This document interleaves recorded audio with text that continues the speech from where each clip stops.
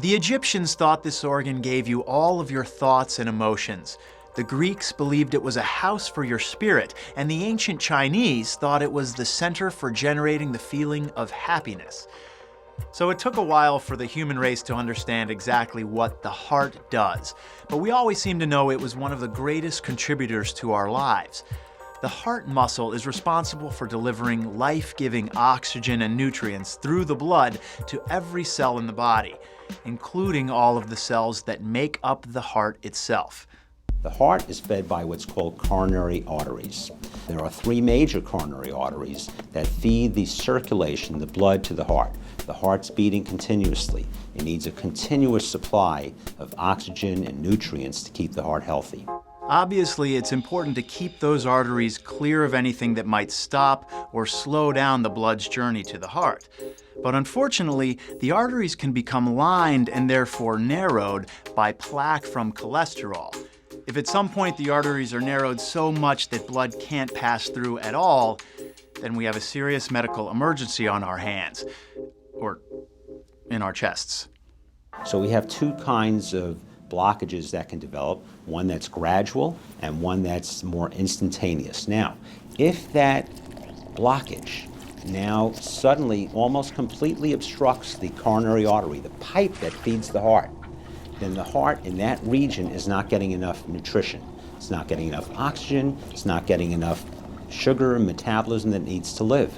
And the heart may be damaged, it can be risk of dying in that portion of the heart.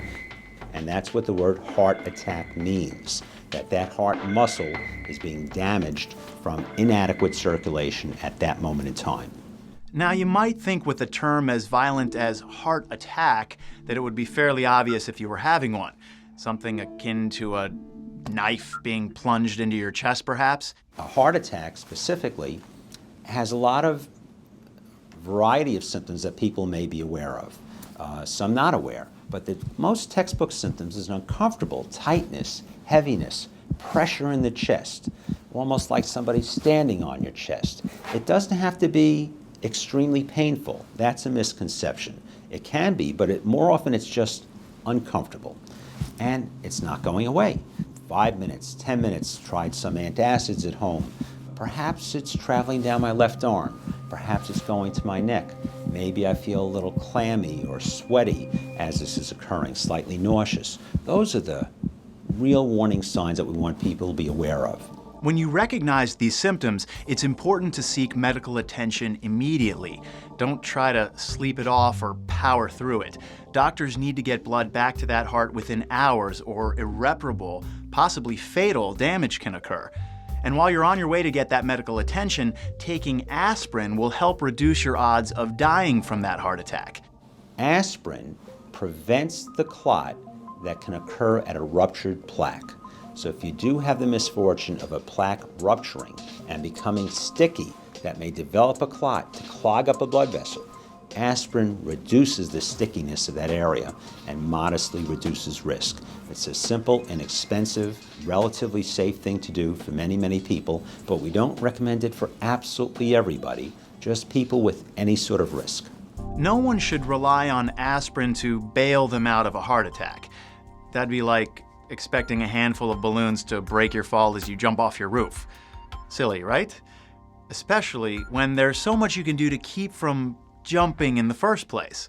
And I think we've been doing a good job to make the average person recognize that they can do something about it, that the most modest exercise, 30 minutes walking 4 days a week, that modest cutbacks in diet, that modest amounts of medication, moderation's the word, safety in terms of what we're trying to do, can overwhelmingly reduce risk. Besides those lifestyle choices in diet and exercise, you can maintain good heart health by teaming up with your doctor to monitor such factors as cholesterol, blood pressure, stress, and weight. And if there's one thing the human race has always agreed on, it's that no one can easily survive a broken heart. But I'm Dr. Keller Wortham, and you're watching the eHeart Health Network. See you next time.